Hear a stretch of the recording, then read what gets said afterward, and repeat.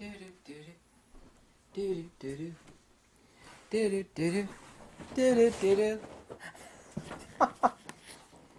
story of lenses. What if I could try to keep this underneath 5 minutes. Stick in the story of lenses really quickly. Yeah, here's an old lens, by the way. It's a low element count prime lens. It's very cheap. This one's not radioactive. I don't know if you know it or not, but glass is not merely an insulator, it's also a capacitor. It's not my opinion, it's a fact. As an expert on field theory, you could also look up MIT video called The Dissectable Capacitor. It's also the reason why glass bowls back in the day used to explode in the microwave. They didn't explode in the microwave because they got too hot. No. They exploded because, I don't know if you know how a microwave works, it radiates the food. They explode because the glass reaches capacitance, and they literally, I've seen this actually happen a couple times, and wow, it really scares the hell out of you. Glass is also a capacitor. Here's the story of lenses. Now, everybody wants sharper images. Is it sharp? Is it sharp? There's a lot more attributes to lenses than sharpness.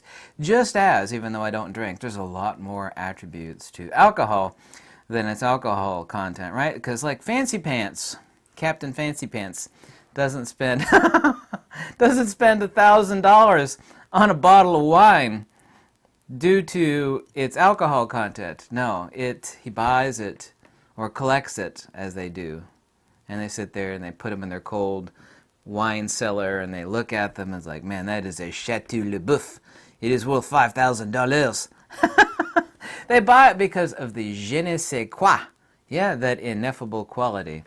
You know, the aroma, the taste, the aftertaste. The same thing is true of lenses.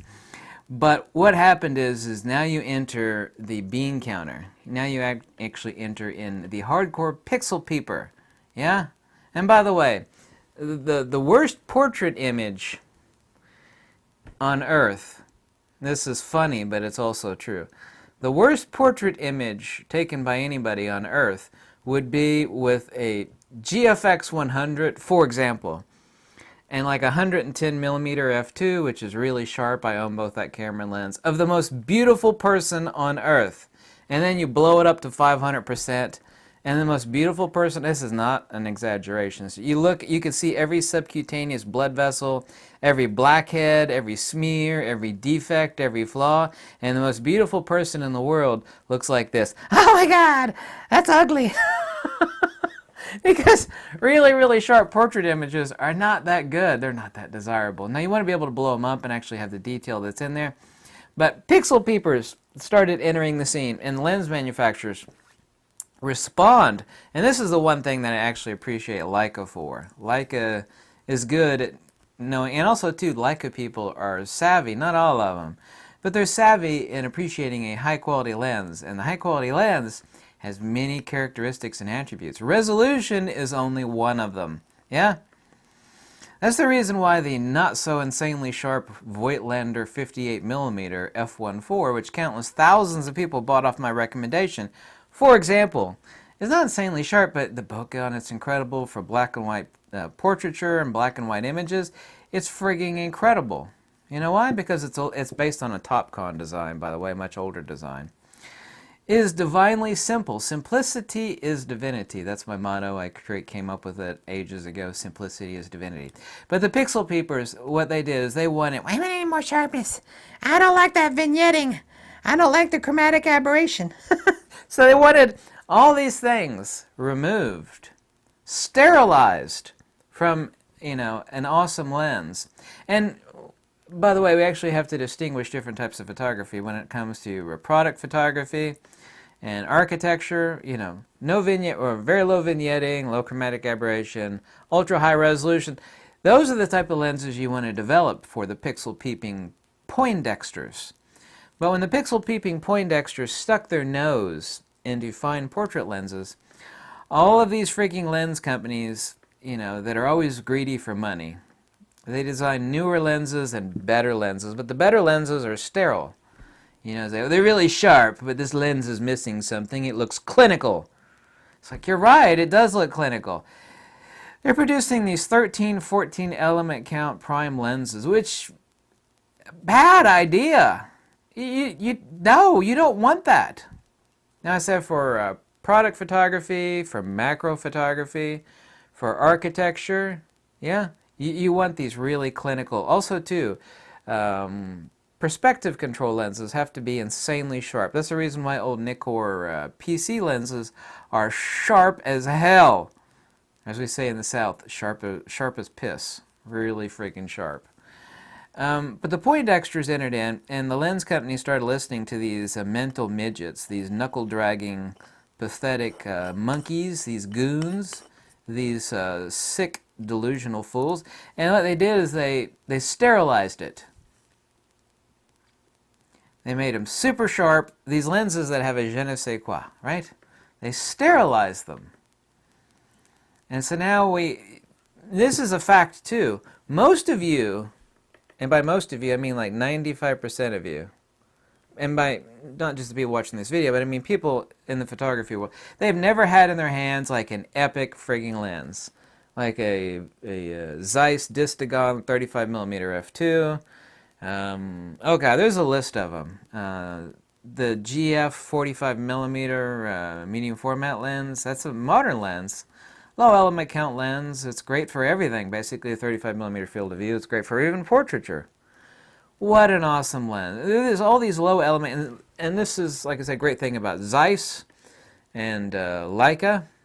Leica and the Leica people in general, they know what, not merely to want high-resolution, ultra-sharp lenses. It's like, well, who doesn't want a sharp lens?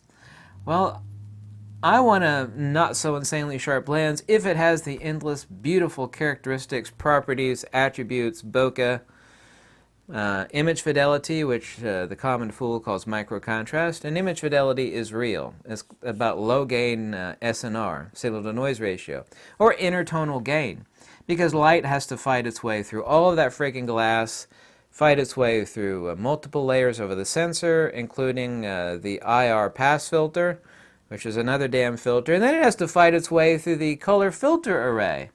Yeah. RGB color filter array, whether it be Bayer or X-trans. Yeah. Why do you think a monochrome sensor looks so frigging incredible? Why do you think flash photography looks so, it's like, wow, that pops? Flash photography doesn't pop because it was a pop taken with a xenon tube with a speedlight. It pops because the image fidelity and tonality is so rich. That is the reason why a flash shot pops. Wow, man, it's pop. The same thing foolish people called Zeiss pop or microcontrast is the exact same thing people were referring to. And man, that image pops. You used a flash, didn't you? Yes, I did. People use a flash out in bright sunlight to balance the lighting ratios from the highlights to the shadows, like a backlit subject, for example. Countless reasons, or even if the subject's in full sunlight. Flash pop. But it's not flash pop, it's image fidelity because everything is SNR. Signal to noise ratio. Everything is SNR. So when the Poindexters and the Pixel Peepers got their fingers stuck in lens development, all of these crappy lenses started being developed. You had these expensive prime lenses that had the attributes of zoom lenses. Like, well, it's really sharp. It's like, yeah, but it's like a 15-element lens that's been clinically sterilized. It has no quality. You don't want ultra-sharp lenses for portraiture. You just don't. There are very, very, very few limited reasons why you want an incredibly sharp image for portrait. You're gonna take a picture of the face of some Hollywood model and print it for very close viewing distance, by the way, very close to viewing distance, in a gallery. It's like, wow, man, I can see everything. That's a reason. For general portraiture, no. I mean, the most beautiful person on earth looks uglier than a frigging cross-eyed monkey on a ultra-high resolution sensor and lens output. They just do. It's not my opinion. It's a fact. You blow it up, it's like, wow, this is hideous. I don't want to see it at 600%. They'll look horrible. You can see every subcutaneous blood vessel, every blackhead on their face, every little, you can see everything. Interestingly enough, ultra-high resolution images of very beautiful people, they have all these microscopic flaws.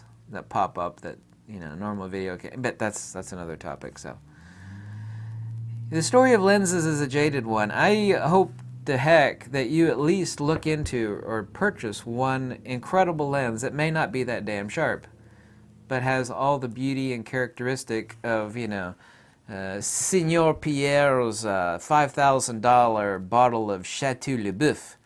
He didn't spend $5,000 in that bottle of wine because it had a ton of alcohol in it. He bought it because of the characteristics. If you buy a lens simply, how sharp is it? How sharp is it? How sharp is it? You buy a lens simply based upon that nonsense, you're no different than the wino who likes outside, begging for money. And then when he goes into the alcohol store to get him some alcohol, what stuff you got? Most alcohol in it. I want to get drunk. I'm going to get drunk. I don't care what it is. It could be diesel fuel or lighter fluid. Oh, it's got the highest amount of alcohol. You buy a lens solely on its resolution. How sharp is it? How sharp is it? You really are no different than the wino who just wants to get drunk. I just want a lens that's sharp. Like I said, it is important for product photography, commercial, and architecture. Also, too, really important for perspective control lenses, which are also used for architecture and product photography. But you want an awesome lens for portraiture and countless other. You need to look at all the characteristics. I wish people would take that into consideration. I am done ranting. This video is longer than 5 minutes, like I thought it would be. It's totally my fault. Thank you. Bye.